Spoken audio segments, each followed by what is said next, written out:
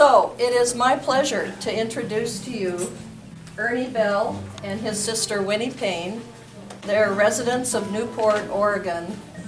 And Ernie and Winnie were living in Berkeley, California when their father got a job working in one of the 10 incarceration camps for Japanese Americans in 1942. So their family moved to Topaz, Utah, and they lived in the camp with the Japanese American incarcerated people. They attended school. Ernie was in the sixth grade. Winnie was in the 4th grade. And they lived in the camp with the people, attended school, went to community events, and made some lifelong friends from the experience. So they're here today to share that experience, talk to us about it, and let's give them a welcome.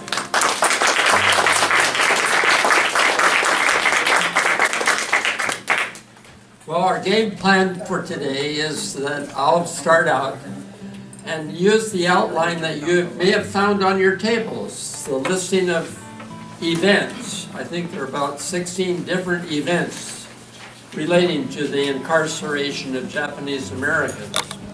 And then Winnie's going to take over and she'll describe some of her experiences and reflections about our time at Topaz. So, let's begin. List some of these events of the incarceration. Keep in mind how the government went step by step by step. First, just asking people to record their names. And then the next step, and then the next step. Keep that in mind because such things are going on right now in our government and in our understanding of immigration and of Muslims who live in the United States. During World War II, more than 120,000 Japanese Americans were imprisoned at concentration camps in the United States. They're called concentration camps because they concentrated, not everybody, just Japanese ancestry people. The fear was that if the Japanese invaded the west coast of America, they would be loyal to Japan rather than the United States. By war's end, there was not one single case of espionage or sabotage by Japanese Americans. As Betty said, we lived in Berkeley then, and sometimes the air raid sirens would sound, and the blackout regulations would take effect. Wardens would go from block to block looking for any bits of light coming through the screened windows. When our family heard the sirens, we followed our family plan.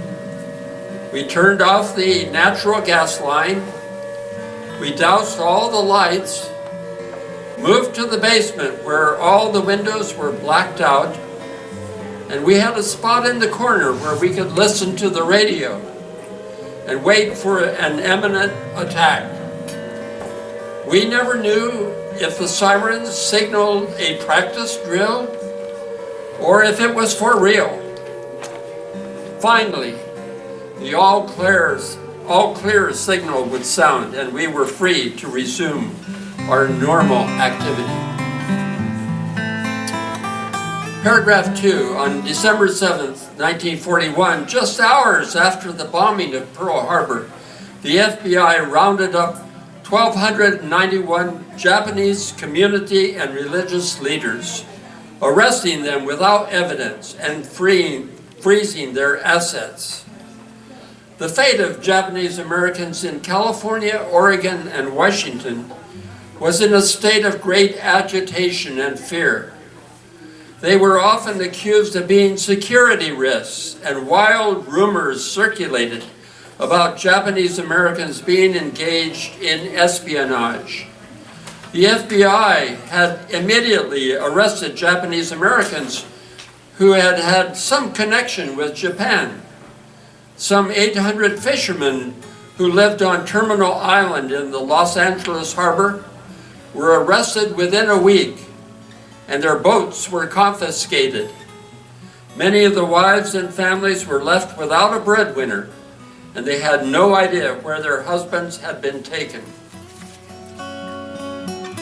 Paragraph 3, in January of 1942, enemy aliens, that is, subjects or citizens of Japan, Germany, or Italy, in the United States were required to register with the Department of Justice. Their children who were born in the United States and thereby were American citizens were called, euphemistically, non-aliens.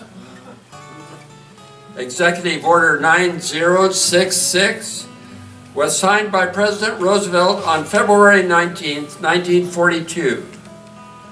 Authorized the military to exclude any persons from military areas without any trials or hearings, and this was later confirmed by the U.S. Congress. Beginning in March of 1942, orders to evacuate were posted in Japanese American communities, allowing only a few days' notice. They were to report to a location with no more luggage than they could carry. Each family was given a number. Tags were attached to each person and each item of luggage. In her book, Looking Like the Enemy, Mary Matsuda Greenwald describes the day her family was evacuated from Bainbridge Island near Seattle. She was 17 years old and was a junior in high school. She writes, "Mama put on her hat, something she did only when going somewhere special. Instead of slacks and a shirt, she wore a pretty navy blue dress with a white crocheted collar, along with hosiery and dress shoes. She carried a coat and purse. Papa wore his navy blue suit, his white shirt, dress shoes, and hat. We were startled to see covered army trucks lined up along the street. Soldiers stood at attention with rifles and fixed bayonets. We all stopped. I couldn't believe what I was seeing. Are we going to be treated as prisoners of war and executed?" Papa set his suitcases down without taking his eye off the trucks. His eyes narrowed and his jaw tightened.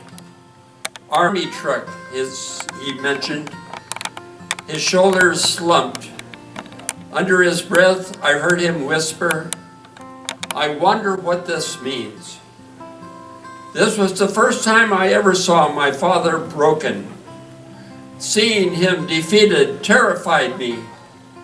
A soldier gave us tags and our family number, 19788. He looked at each of us and said, "Be sure to put that number on these tags and put them on each piece of luggage. You'll be identified as members of the same family, so be sure to put it on your coat where we can see it." I had become a number, counted and labeled as the enemy. More families arrived. At the sight of the armed soldiers, they all looked frightened and whispered to each other.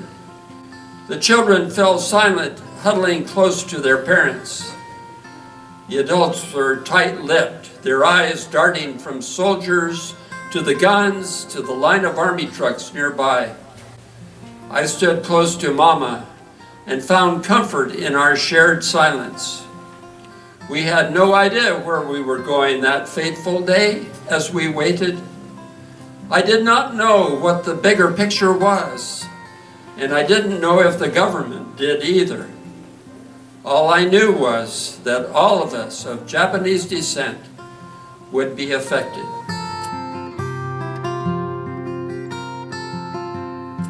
Now, do you have any questions at this point? Yes. Did they ever get their property back? There's, with each family, probably a different story. Some people own property, and they sold it quickly, as quickly as they could, when they knew that they were going to be removed from that territory. Others had neighbors who they were friends, and they said, we'll take care of your property while you're gone. Some did and some didn't.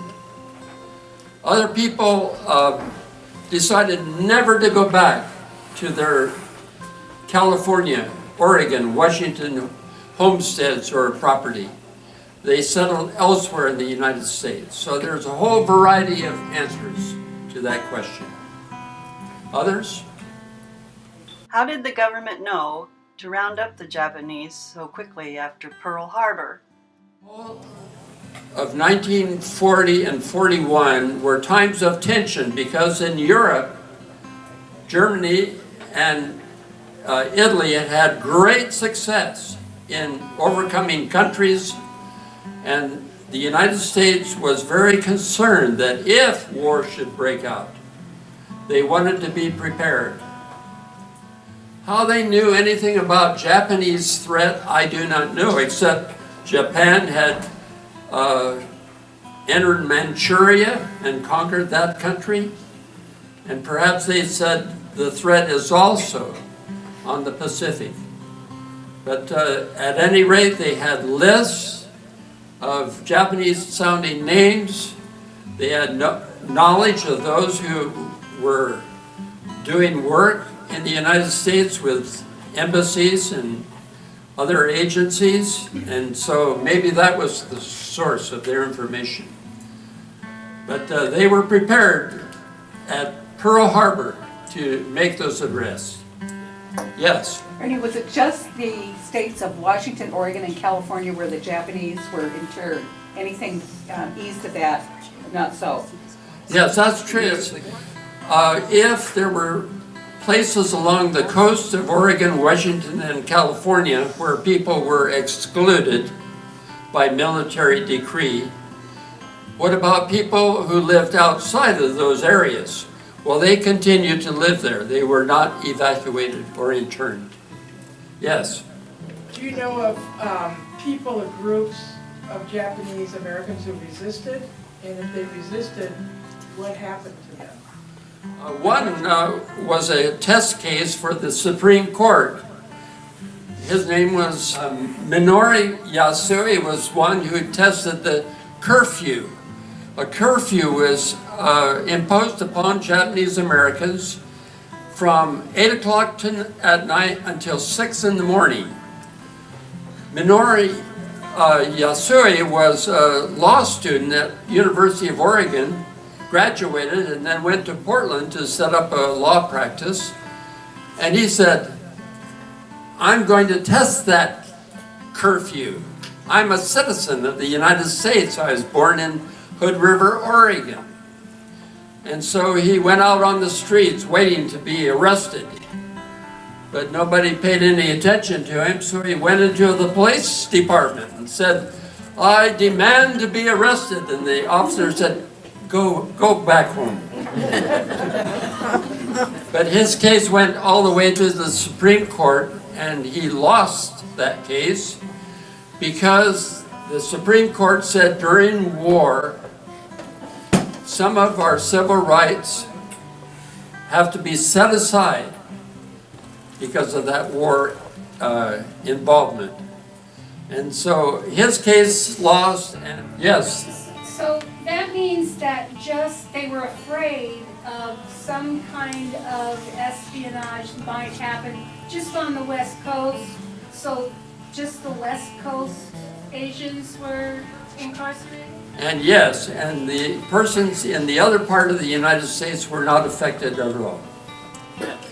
Okay, let's pick up a little bit about what happened immediately after people were ordered to go to the street corner and wait for trucks, buses, sometimes trains to take them to the next place.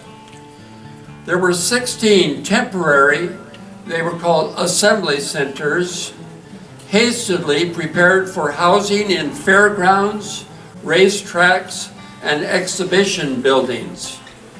Santa Anita and Tanforan racetracks in California housed many of the Japanese Americans that were at Topaz. Some lived in whitewashed horse stables, while others were assigned hastily built barracks. This was to be their home for some 6 months until the more permanent concentration camps were constructed. Those in Oregon, some 3,676 people of Japanese descent, were confined in the hastily converted animal corrals at Portland's International Livestock Exposition Center. That building still is in existence. It's called the Expo Center. They all lived under one roof in cots lined up all over the place. More than 2/3 of the incarcerated Japanese Americans were born in the United States and were therefore U.S. citizens. Many had never been to Japan. They were known as Nisei, the children of the Issei, who were the immigrants to the United States. There were 10 Japanese concentration camps in the United States located in remote areas of California, Idaho, Utah, Arkansas, Colorado, Wyoming, and Arizona. And our family, the Bell family, lived at Topaz, Utah, about 100 miles south of Salt Lake City. The camps were located in inhospitable areas that were often too hot in the summer and too cold in the winter. A family was assigned one room with a cot and bedding for each member. That's it. A pot-bellied stove was in the corner.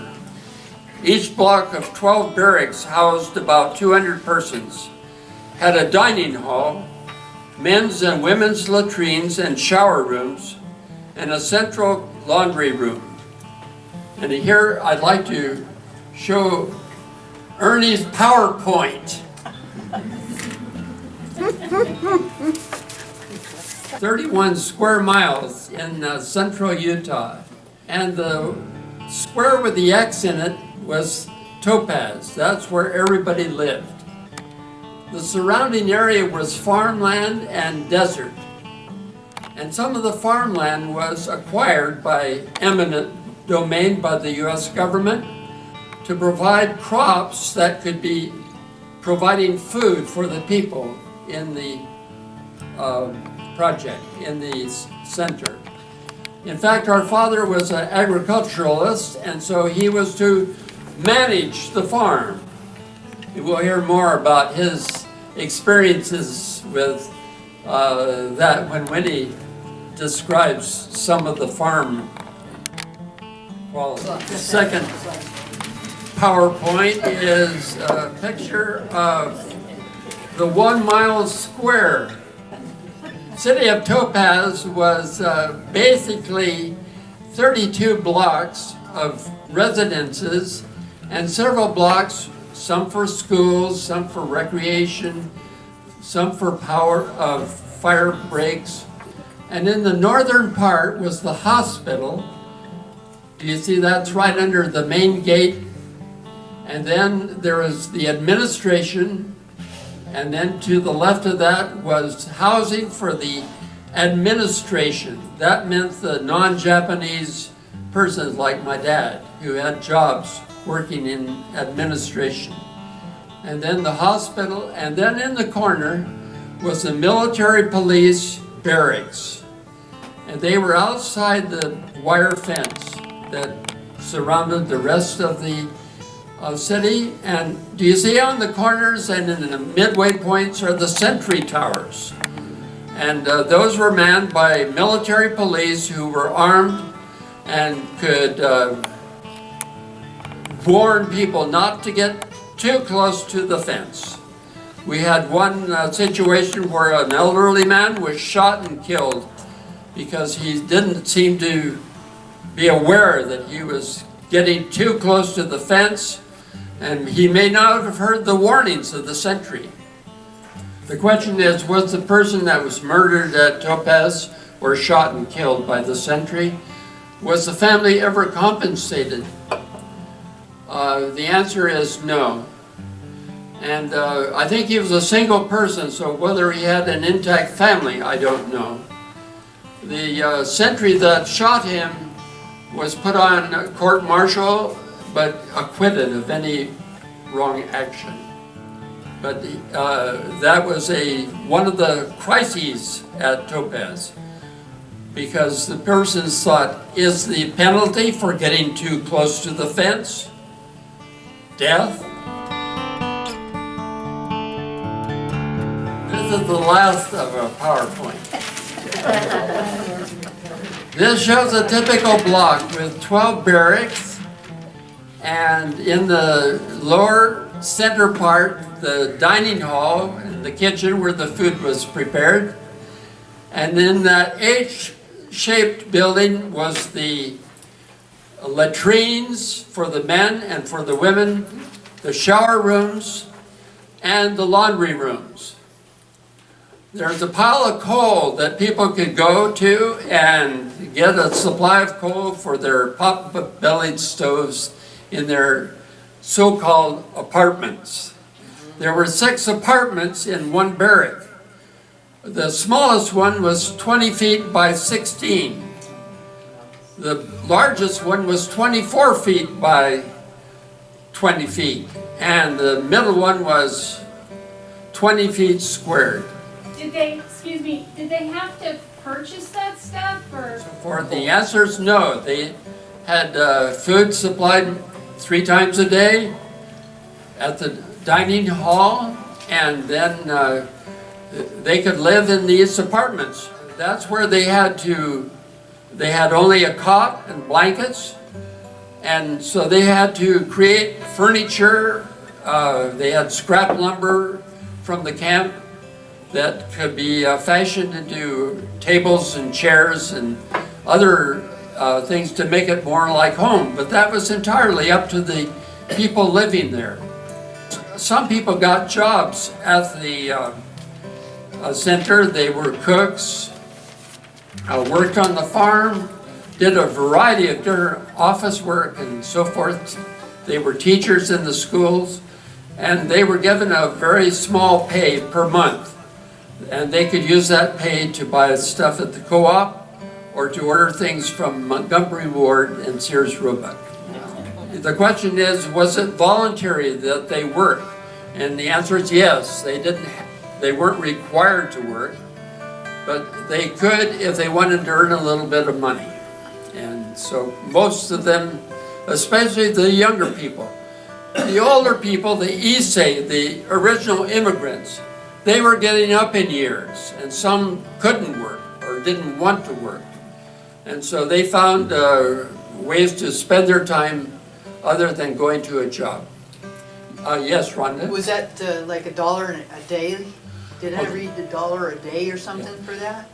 There were 3 levels of pay. If they were professionals, they got $19 a month. A month. That means doctors, teachers, so forth. If they were common laborers, they got $12 a month. If they were in between, sort of with certain skills, it was $16 a month.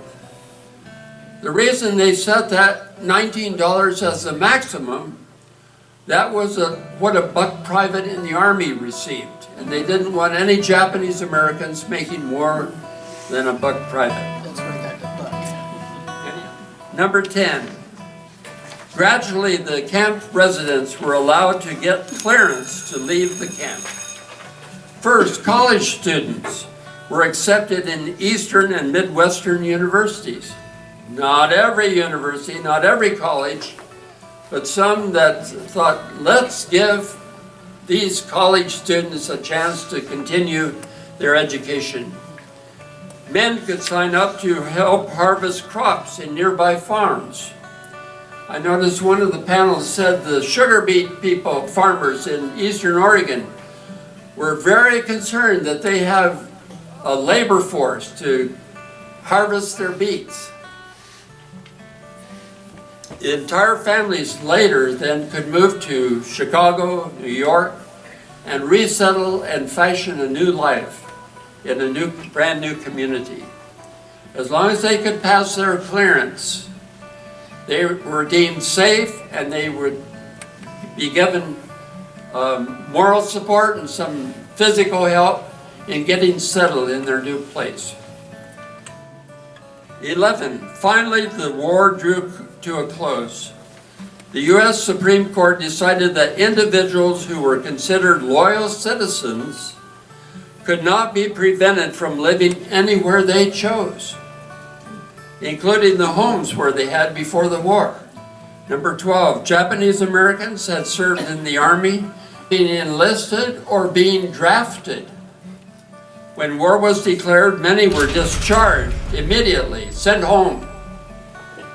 I think someone in positions of leadership said, "What are all these young men doing in these camps? They could be soldiers." And so they were allowed to volunteer. And then even later, they were drafted back into the Army as the war continued. Here I want to talk a little bit about the 442nd Regimental Combat Team. They set up a separate regimental combat team that was only Japanese Americans with their non-Japanese officers. 3 units were eventually mobilized: the 100th Infantry Battalion, the 442nd Regimental Combat Team, and the 522nd Field Artillery Battalion. The infantry units trained at Camp Shelby in Mississippi, where race was a constant issue for the young soldiers.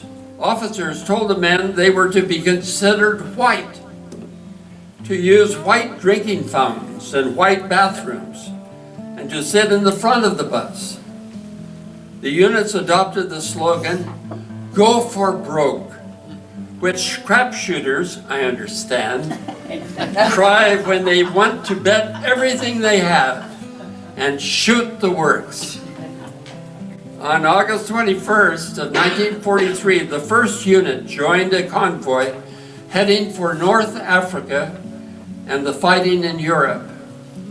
The Japanese American units were involved in heavy fighting in Italy, France, and Germany, and wondered if sometimes they were assigned suicide missions. If they were being used as cannon fodder, no worry, we'll go for broke.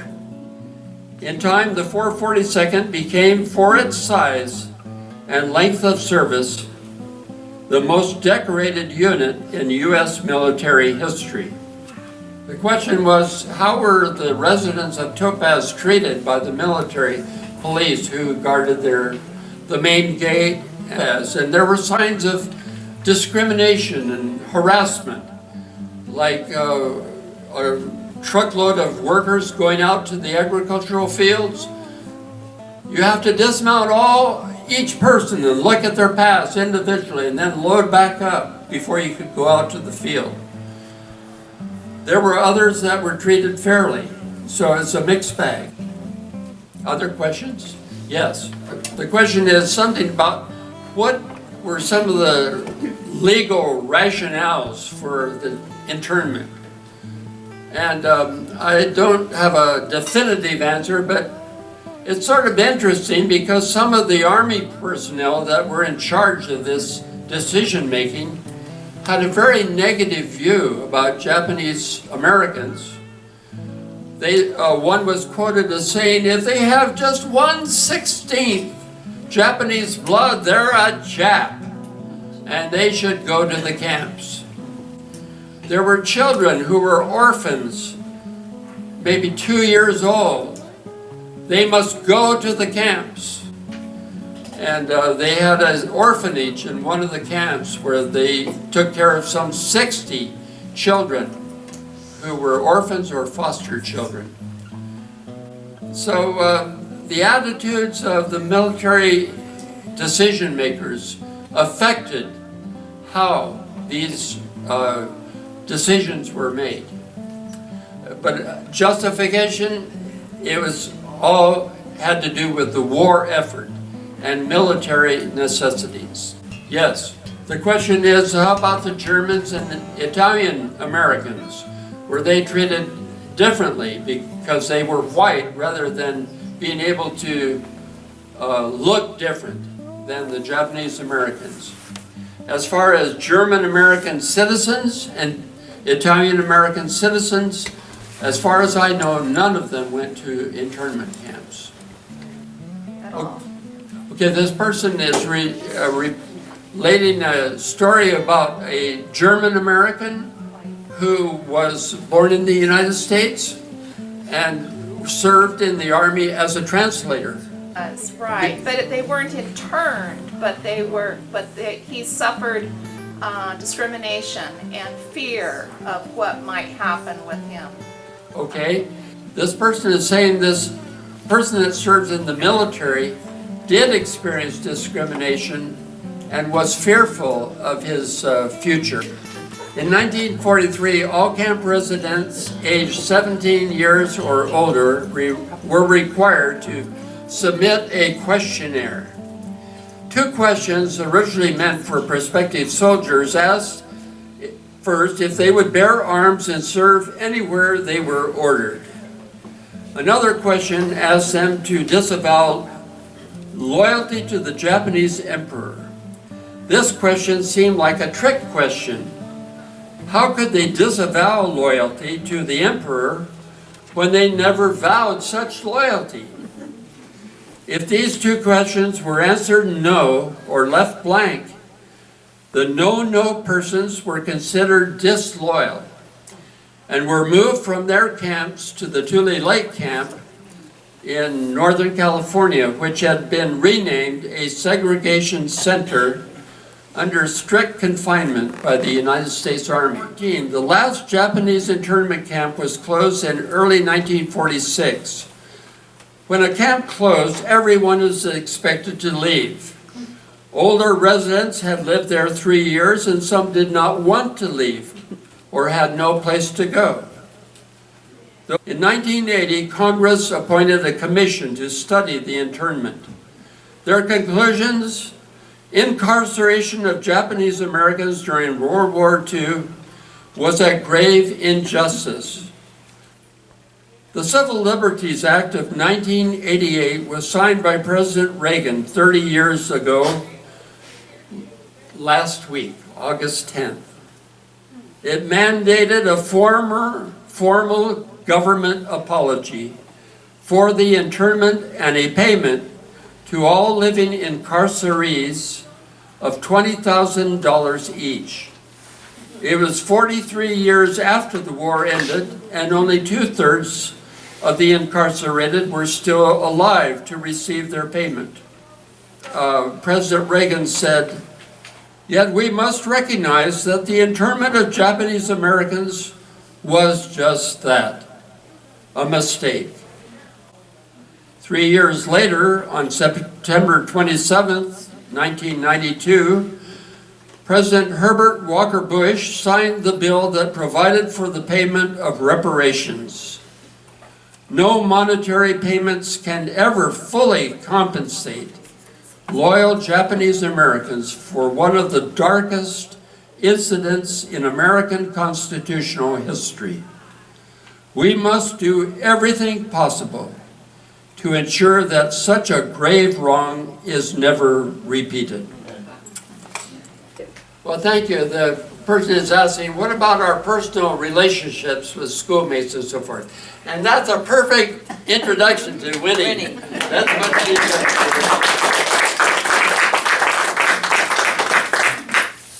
I'm going to talk just about things that happened in the camp, my experiences. We got there in early September, and most of the buildings were not completed, but school was going to start, and that was in early October, I believe. And the first day of registration, I was starting the 4th grade. I went to Block 8, where Mountain View Elementary School was to register. I went in the door and the room was bare, except benches around the walls and this pot-bellied stove and a small table and chairs for the teacher. I was sitting there, feeling very alone when all these Japanese children were there. They all looked alike to me because I'd never seen so many all together. And I was sitting by myself feeling very out of place when this little girl came up to me and she said, "Oh, I'm so glad to see you. I've never seen so many Japs in my life." That was Hoshiko Hidakawa. She was my best friend. There were no supplies for the teacher to use. They had to really be ingenious to teach us. But we went by California standards and got a good education. Sooner or later we had blackboards and we had more books than just a few. We wrote compositions, and when I went to a reunion in San Francisco in 1988, I was surprised to read one of my compositions on the blackboard that they had, and my teacher, Florence Date Smith, was there. So it was very nice. We had Japanese American teachers sometimes, and sometimes Hokkien ones. We shared books, and the sliding windows on the barracks let the sand come in when we were having a dust storm or a snowstorm, and we all huddled around the pot-bellied stove, which burned coal. Most of the people from California never burned coal, so that was an education too. We made good friends that lasted forever. The older kids later on got chances to play sports, football and basketball, with the neighboring towns, maybe baseball too, I don't know. One important place for everyone to have as a center of time and effort is the art school. First started in Tanforan, the racing track, by Mr. Obata, and he knew that people needed something to do. So you could go and learn how to arrange flowers, paint, draw, and it was a good thing to have some kind of normalcy. We found out that the people could make beauty out of nothing. There wasn't even sagebrush growing there, mostly greasewood and rabbit brush. And they'd take these sticks and make artificial flowers and the most beautiful arrangements. Frequently, there were only 3 flowers for heaven, earth, and man, and then foliage in there. They could make all kinds of things out of nothing. They had classes for the adults in flower arranging, English, sewing, lapidary work, accounting, cooking, shell pins and crafts, and business and other things too. I remember Easter sunrise service. There was a stark empty cross on a vacant lot and no foliage growing. And then on Easter Sunday, somebody had put the most beautiful artificial lilies all up that cross, and it was the most beautiful thing that you ever saw with the rising sun. Later on, they could get passes to the mountains, and they'd go in cattle trucks with a bushel basket and get a bushel basket of good soil so they could grow something, because they couldn't grow anything on the soil at Topaz.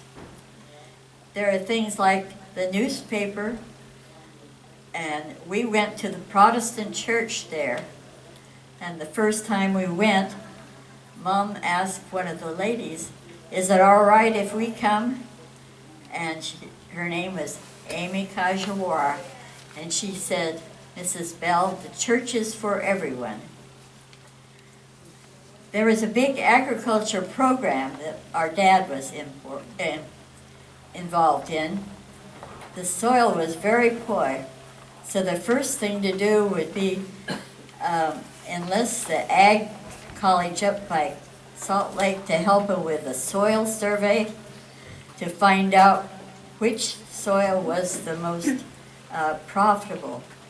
They found out that 70% of the soil was not farmable. It was so bad. And 30% they could leach out the salts and put in salt grass and get some kind of crops sooner or later. By the third summer, they raised most of their vegetables for the dining rooms.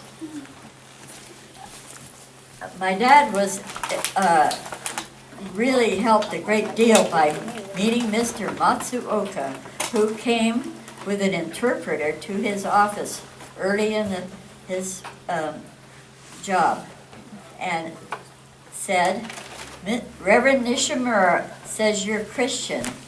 I'll help you. I'm a Christian too." I was a dealer in farm supplies, and I know all the farm people that are here in Topaz and who would be good to lead groups of people in certain areas. He had a good rapport with older folks, and he could recommend people to head up these committees, which was a great help to my dad. And he put him on as a senior counselor and met with him weekly. And he was a good go-between between the workers and the administration, so problems were aborted as soon as he knew of them. There was a lot of difficulty getting lumber. It wasn't available, and they needed lumber for building hog houses and poultry houses. And so they were able to get scrap lumber by the big truck from a military base near Salt Lake. And it had some 2x4s, but they were only either 2 feet long or 4 feet long. So they would splice them and do what they could. They'd make 4x4s out of 2x4s by using those short pieces. And one University of California graduate learned how to make adobe bricks from the literature. So they made adobe bricks to make the poultry houses. So they had to show a lot of ingenuity. They had trouble getting tools, and they found out the hardware store in Ely, Nevada was going out of business, so they bought everything in a store. And they always had trouble getting enough tools. Winnie, you say they. Are you talking about the government, or are you talking about the actual Japanese workers that bought the tools? Let me repeat the question. This person is asking, when we say they did this and they did that, are you referring to the evacuees, the Japanese Americans, or the administrators? With just in buying the tools. Who bought the tools? Oh, the camp Okay. could buy the tools, because they needed a lot of them. Yeah, I'm sorry. I should have clarified. No problem. Are there any other questions while we're stopped? Yes. Did you get to spend any time inside where the prisoners lived? Did you have friends and you could hang out in their living quarters and eat the food that they ate and have any sense of what their lives were like on a day-to-day basis? We interacted a lot. Our older brother visited some people in their apartments. Is that your question? Yeah, what was it like? What was it like from an insider's view? What were their lives like?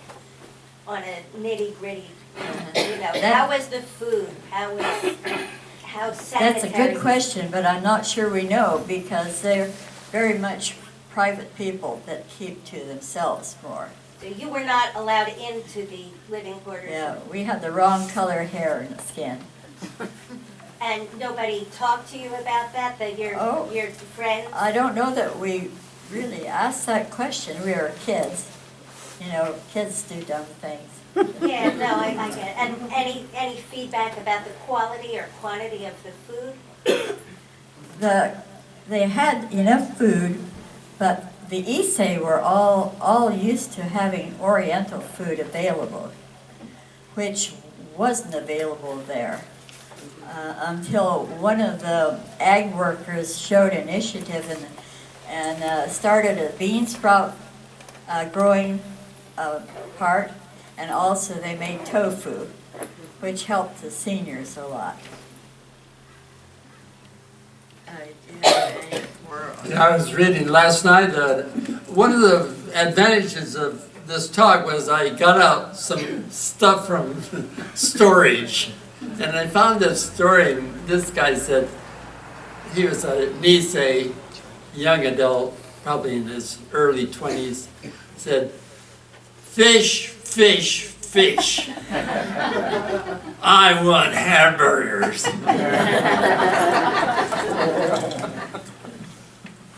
Our older brother did. Oh, But fish wouldn't be what you had in Utah, would it? I can't hear I that. mean, The question was, is this the kind of food that they would eat in Utah? Yeah, I don't know where the fish came from. Maybe it was canned or frozen or something, but that was his complaint. Too I'm much concerned fish. about the farmland too. You said that the farmland was tested, I guess soil tests and so forth, but if you're surrounded by desert, that's not very farmable. What kind of food could you grow? What kind of food was grown? Well, the question is, if the land was so unproductive, like 70% unproductive, what could be raised on the grounds that were productive? And they had a lot of vegetable crops. Daikon was a white radish that they really like in Japan. They grew that, and one time they tried tomatoes, but the growing season was too short between frosts, so the tomatoes didn't do real well.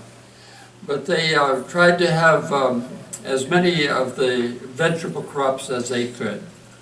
And did they eat rations? Is that, I mean, in the, what you, earlier you said it, by the third year they were producing some sort of food for the cafe, the cafeteria that they had there, but before that, what did they eat, just rations?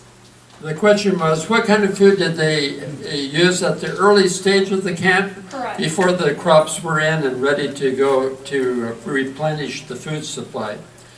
They ordered food from wherever they could, and it's shipped in by train or by truck, I'm not sure which. We didn't eat in the dining room. We were a family of 6, and we couldn't afford.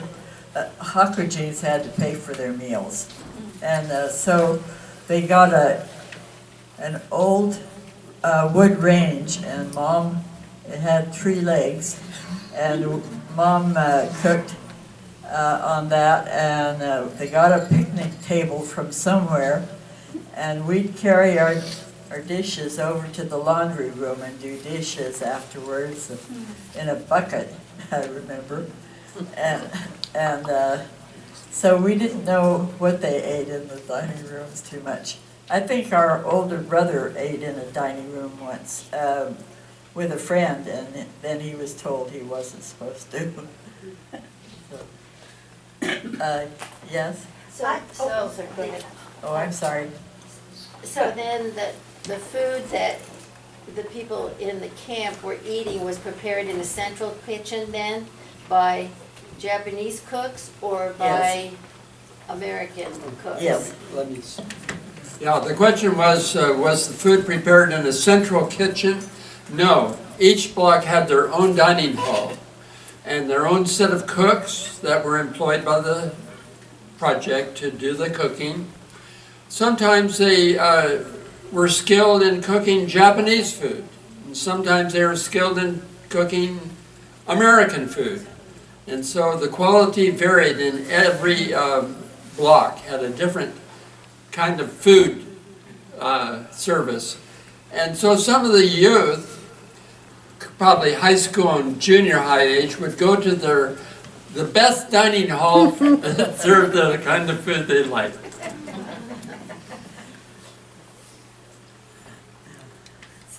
Go ahead.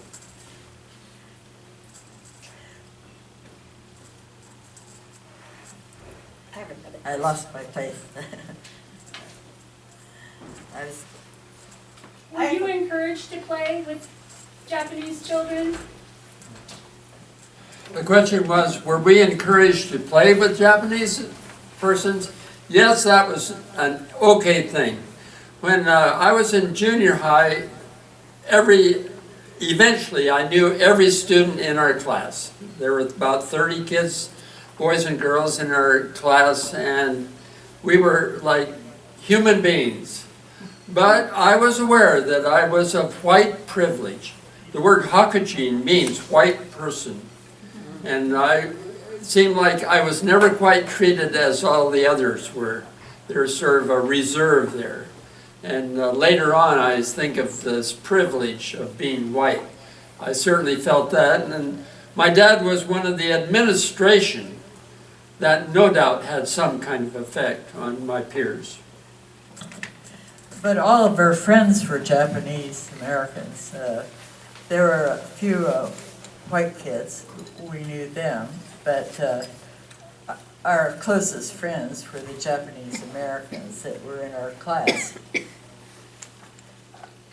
So anyway, back to the agriculture program for the camp. They needed a lot of workers to do all this work, raising these animals. Their swine and beef and poultry and gathering eggs and fixing fence and all that. And all they paid is $12 or $16 a month. So they decided that they would use it as a training program for possible employment in the future, or possibly going into a career in that if they were interested. And that was a good way to look at it, and it got a lot of people that were interested in farming and finding out more about it. And they had very good people heading up each of the departments that they could really teach them a good way to do it. So that worked well, and they found it worked so well, they also used it in the motor pool, the shops, so they could teach people on the job too. People worked in the camps, they worked in the dining halls and maintenance, and somebody got up early and built fires in all the washrooms, because when I went over to take my showers, it was colder than heck in there, but there was a wood stove going. So you know, somebody had to get up early and build that coal fire. In the office, in fact, Dad had the second secretary who wanted to work for him, and he says, well, I don't have a typewriter. And she says, I have one, I'll bring mine. And so they didn't have any equipment to speak of. And at the hospital, they needed aides, and they trained people for that. And also, later on, they got passes and worked for the local farmers. And they had to show their passes going in and going out, but all the passes looked the same. Color of hair, black, color of eyes, brown. I don't know, and there was no picture on there.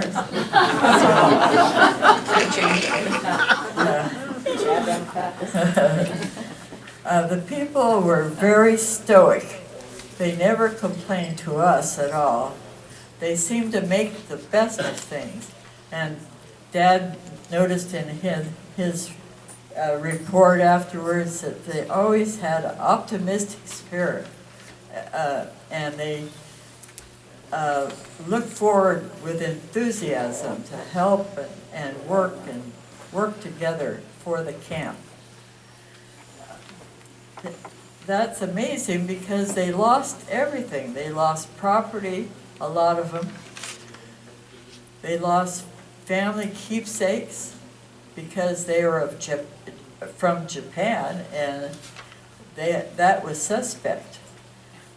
They lost their friends at home and their reputations, but they stayed in a state of strong loyalty to the United States.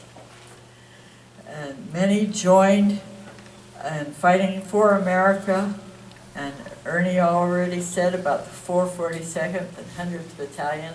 They bravely fought in Africa and Italy, and they are amazing people. I have a great deal of respect for how they did it.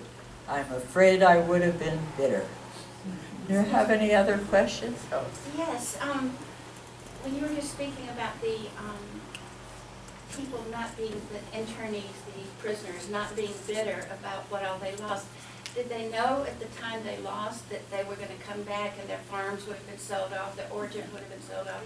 Did they know that while they were in the camp, or was it a big surprise when they came back? Okay, the question was, when they were in the camp, did they know what was going on back with their property, and their crops and so forth? And that's a mixed question. Some did and some didn't. Some had correspondence with that neighbor who said, I'll take care of your strawberry harvest. And they'd keep in touch, and he would set aside some of the money that was received for the crop in their account, in their bank account. Others had no idea whether they would find their property intact, whether their belongings would be ransacked, whether their house would be burned. They could only find that out after they returned. Yes? Since we started talking about this program around in the communities, I keep running into people who knew Japanese families who lost everything. Okay, the report from this person is that she has heard stories of people who lost everything. They had nothing to go back to. Rhonda? In the movie B we saw last night, it said that there was a young man who didn't know what he was going to do after he got out of the camp. He committed suicide. Someone else drank gasoline because they had no idea where their life was going to go, and it just seemed hopeless. Okay, this person is saying that in the movie yesterday, The Cats of American, it was reported that some persons after World War II had no idea what they were going to do, and they committed suicide or drank gasoline. Some of you have read the book Stubborn Twig about the Yasui family of Hood River, and the Issei person, the head of the household, ended up committing suicide in his old age. They don't know if he had dementia or what it was, but that was how he ended his life after World War II. How about you? I'm interested in your parents. You were living in Berkeley. Were they involved with the university before going to Utah? Okay, the question is about Winnie. My parents, were they involved in the University of California at Berkeley?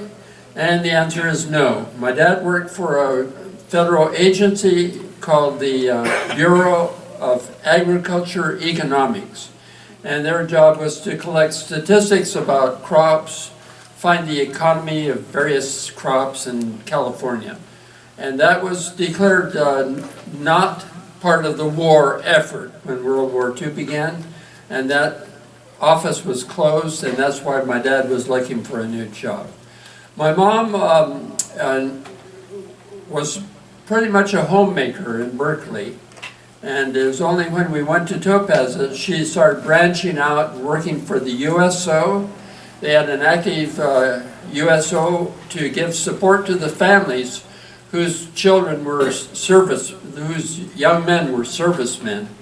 And the servicemen would come back to the camp. They had to get a pass to go into the Topaz to visit their relatives. And they had to show the soldiers on guard their pass. I mean, it was just one of the incongruities of that experience. Yes? I'm curious, you were at a pretty young, formative age, both of you. How would you describe how that experience influenced your life and your attitudes and your values as you went through life? Okay, the question is, how did Winnie and my experiences affect how we looked at our life afterwards? Do you have a question, answer to that? It changed our lives, really. It was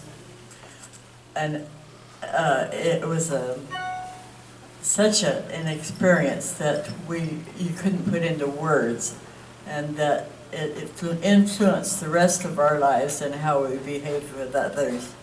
And you found out that you could learn a lot if you just listened to somebody else and quit talking sometimes. Yeah, one thing that affected me is how I felt as a minority. Right. I was the only one in my class with blue eyes and light brown hair. And guess what? I was the tallest one in the class. And so now when I see a person in a minority situation, I have a certain kinship. And I try to think, what could I say or what could I do to maybe help that person feel more a part of what's going on? So the government never gave any reassurances to these incarcerates that they would be returned? Once the war was over, they would be returned to their homes and get their property back? Did any of that come about in the beginning of this incarceration? I mean, yeah, they rounded people up, but they said, well, you know, it's gonna be over sometime. Kind of like now. Okay, the question is, did the government or did the administration have any reassurances to the incarcerees? They were called evacuees. That seemed to be the name that was given to those who were not part of the Caucasian administration. You had the administration and the evacuees. Well, no one knew, administrators, government, the president, no one knew what would happen after the war. And so all throughout the war experience at Topaz, there were no reassurances. You will be able to go back home. You will be able to get your property back. No one knew what the answers were. But as the war went on and people started relocating to the East Coast, to Chicago, New York, wherever they could find a position, and move their families there, they were on a whole new destiny. They had sort of given up on the idea of going back. Ultimately, some did leave their jobs in the East Coast and come back to California after the war. But there were no reassurances. Okay, who hasn't had a chance to ask a question? How about you? I just wanted to ask, and you maybe already said this and I missed it. How many were in your camp about? How many The question was, how many persons, Japanese Americans, were in the camp? It was around 8,000. 8,000, wow. Wow, that's a big city. The largest camp was Tule Lake, 15,000 people. Yes. Were there conditions crowded in each apartment? Did they have to, I mean, how many had to share one apartment per? The question was, were the apartments crowded? When you have 4 people in a 20 by 20 foot room That's crowded. and 4 beds, Wow. it's getting crowded already. And then if you set up a little closet area, maybe a little table to put things on, chairs, It was pretty crowded in those rooms. Any other questions? It was just 4 per apartment? Well, the 20 by 20 was probably 3 or 4. If they had large families, 5 or 6, maybe they'd get 24 feet by 20 foot apartment. If they had a very large family, maybe 7 or 8 children, they would have maybe 2 apartments assigned to them. The Bell family had a whole half a barracks for our 6 family of 6. So we were privileged in that respect as well. Yes. In the movie yesterday, we learned that Jimmy Mirikatani was separated from his family. So I assume that there was some separation of families that went on. Can you comment on that? Yeah, the question is, the movie yesterday, Jimmy was separated from his sister, and I think his parents had been in Japan and were killed in Hiroshima. Did I get that wrong? Okay, and so he was sort of setting off, he and his sister were trying to establish them in the United States, and they were separated in the process. And it was only on behalf of that lady that helped, Linda, was it? Yeah. Helped Jimmy out in so many ways, and one way, he was reunited with his sister. After 60 years. After how many? 60. 60 years. 60. 60 years. Yeah, and he was stripped of his citizenship. But are you aware of families having been separated as they were being confined in the prisons? Where you were? A lot of, it wasn't uncommon for the father to be in the import business, so he was taken right away to be in a different camp, and it was more strict. And most of those never reunited till after the war. I don't know when that would be. I think of it because we're doing that today, Uh-huh. and it seems important to note if that happened back then as well. Yeah. At least back then, they used tags with numbers on them for families. Yes, Yeah, we're not doing yeah. that. Right. Because my observation was the families were kept intact as much as possible, even though maybe the father was incarcerated in a different camp, as Winnie was just saying. Okay. Yes. I was thinking about parallels with today. I was thinking about the book Snow Falls on Cedar. You guys read that book? Yeah. You know, that's a really, I reread that recently, but it's a really good book about what happened to families and what happened in the community when the families were taken away and so forth. But one of the main characters in that book was the newspaper editor. And he was really ostracized in the community because he was publishing, you know, questions, why is this happening? And you know, you kind of look at the parallels today, how the government and the president is, you know, making the press the enemy of the people. And, you know, you kind of think, you know, the press is really critical for looking at what we're doing as they talk about what's happening with today with immigrants. And the fact that the president is trying to make them be the enemy is disturbing. And, you know, you look back at some of these displays about the press during the war, they certainly were not speaking out for rights for people, mostly. So it's all kind of a parallel. Okay, this comment that's been made is about those persons that were trying to speak in favor of the Japanese Americans, like in the book Snow Falling on Cedars. Yeah.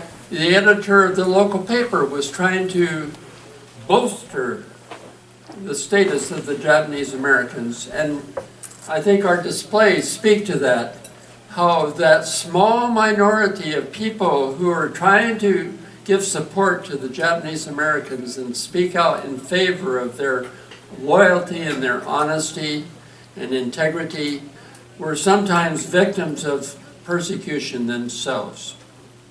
Yes. Tomorrow, there's an effort by the Boston Globe editor to invite every editor throughout the nation to discount fake news that the press is indeed a friend of the people.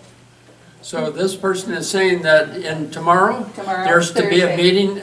throughout the nation, every paper is going to do an editorial on the free press and what it means as the friend of the people and not the enemy. Every paper tomorrow will have an editorial on The free press on the free press as the of friend. disavowing fake news. Correct. Okay. Yes. Could you tell us what some of the things are that you brought for us on the table to see? Oh, yeah. Well, this painting here, I'll have Winnie describe. When they were tearing down Tule Lake Camp, some workman saw that beautiful thing on a wall of an apartment, and he had the forethought to save it. And we found it in a second-hand store in Klamath Falls, and brought it home, and it is crumbling at the bottom. It's just on wallboard, on sheetrock. And it was crumbling on the bottom, so we had it framed so it wouldn't fall apart further. But I think the expression on her hair, on our face, is so sad. I think it showed how the people felt inside. They never said anything, but that must have been how a lot of the people felt during this experience. But I think she's beautiful. Yes. Some of the Yisei would go out on the desert and they'd find tiny shells that were left over from the Lake Bonneville. Lake Bonneville covered a lot of Utah, including the area around Topaz. So these tiny little clam shells, I don't know what kind of animals they were, but they left their shells on this desert. They would collect the shells, come back and make little figures and flowers out of these shells, and you'll see those up here on this table. We also have some books that we have discovered over time, two of which were published by our parents. My mom wrote her Memories of Topaz, and my dad talked about the work that he did at Topaz. These on the tables are the Topaz Times. It was 3 times a week newspaper, and you probably find some headlines that you don't quite understand. We'd try to answer those if we could. Also, there's some copies from our family album of pictures of various things, the agriculture program, as Wendy described. And if you have any questions about these items as well, we'll try to answer them. And there's a photo album of my class pictures and the kids that I went to school with, and then 2 reunions afterwards. And also a memorial in Klamath Falls for 11 graves that were unmarked. 10 were babies, and 1 was an older gentleman, and they had a ceremony where they put headstones and had quite a ceremony with the big drum and the 1,000 paper cranes, and it was very meaningful. They had a pastor that was from the Methodist Church that was Japanese American, and also a Buddhist priest there, and we have pictures of all of those. I also brought 2 of the high school yearbooks, 1944 and 1945. And my older brother, Paul, was a social person. I was an introvert. And always in the shadow of my older brother, Paul, who was vice president of the student body one year, who was on the social committee, who was this and who was that. And I just sort of stayed in my room and did my homework. Yeah. Tell us about this painting, please. Oh yeah, the other picture is by Mr. Mikami, a well-known artist there in Topaz, and he depicts a dust storm sweeping through the Topaz area. The big water tower in the back is where our water supply was given the pressure to work on the pipes. Trouble is, the pipes were affected by the alkali soil, and they soon started leaking, so they were always repairing the pipes. One of my brother's friends, my older brother Paul, one of his friends told the experience of one time he decided to go with a friend outside the fence at night, climb the water tower, and see Topaz from the top of the tower. So I suppose there is a lot of that stuff going on that we will never know about. Other questions, comments? Yes? I was wondering about your parents' experience with social circles. Were they pretty much excluded into their own group? Were the social circles intermingled? Yes, the question is, how about the social circles of our parents? The main social circle were the other Hakujin administration people, the teachers, the administrators of various departments. And so they'd get together for potlucks and for social activities for the family and for themselves. And there was the relationship with the persons in the camp were more having to do with my mother's involvement at the USO and music. Somebody, especially one of the high school kids, needed a pianist to accompany a musical presentation. They'd say, "Mrs. Bell, could you play the piano while I sing?" She'd say, "Why, sure." There's also a band. One of the pictures that you have there is a jazz band where internees, high school kids who got music together, and sometimes my mom would give them support. My mom was also a pianist for a presentation by a high school choir of the Alleluia Chorus, and so we have a picture of that event as well. There was an interesting need. Evacuees were not allowed to have their cars. They either had to store their cars or sell their cars.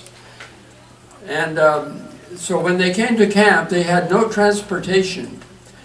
When there was a death at Topaz, the nearest mortuary was in Delta, which was 16 miles away. And where they could have they usually were cremated. In fact, I think 100% of the people who died at Topaz of old age or infirmity were cremated, and the service was either held at Topaz or in Delta at the mortuary. When there was a funeral at the mortuary, they needed cars to transport the next of kin, the relatives, to the mortuary and back. And so my mom agreed to volunteer to provide that service. So she would pick up the people, drive them to Delta, and after the service, bring them back to camp. Those are some of the social connections with my parents. Yes? If they had a relative on the East Coast, if they happened to, could they, instead of being interred, go to live with them? Or were they suspect merely because they were West Coasters? Okay, the question is, say if a person at Topaz had a relative on the East Coast, could they go and use that relative as a station to get resettled in? Yeah, if they said, well, that's my relative, they can come and stay with us. Now that was very important because they needed to have a sponsor where they were going. It could be a friend or a relative who would vouch for their honesty and integrity and help them get settled in a new situation.